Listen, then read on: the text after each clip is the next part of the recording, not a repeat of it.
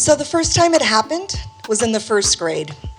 I got called out of my classroom to go see an administrator. And when I got to the office, she showed me a colorful picture, and I was asked to describe that picture to test my English language proficiency.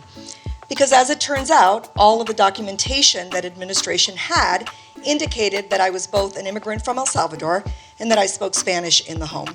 So I dutifully described the scene. It happened in the second grade. Again, the exact same picture, the exact same scene. I was in a low-income school district. They didn't change the drawings that they showed me. It happened again in the third grade. But in the third grade, I had a little bit of a different response. Part of it was because I was born with a very strong sassy gene. So this time my response was, that's the same picture you've been showing me for the last 3 years. It's the same little girl wearing the same yellow dress, trying to get across the same street on the same red bike. And I really hope she makes it this year because I'm getting tired of having to describe her. That was the last time I was ever tested for my English proficiency skills. I share this story with you for a couple of reasons, and they tie directly into a lot of the themes that we're going to cover tonight. The first is that I discovered at an extremely early age that I had to both find and use my own voice, that I had to advocate for myself.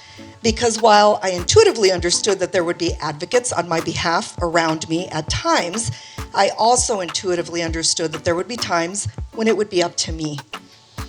The second thing that the story brings up for me in a very personal way is that if I could count all of the wonderful gifts that my parents gave me, the one that I probably focus on the most and that I thank them for the most is giving me a deep sense of belonging, of giving me so much self-confidence and pride that no matter what room I walk into, I feel like I belong there.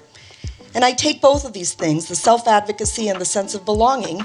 In other words, a sense of belonging means that when those types of things happen to me, I don't allow them to affect my ability to progress.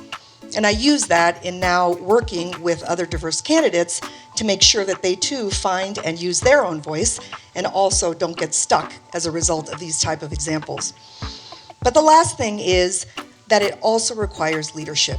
If organizations really want to get this right, then we have to be affirmative about this. We can't simply say, that's a really sad story or funny story. We have to take the next step and actually do something about it.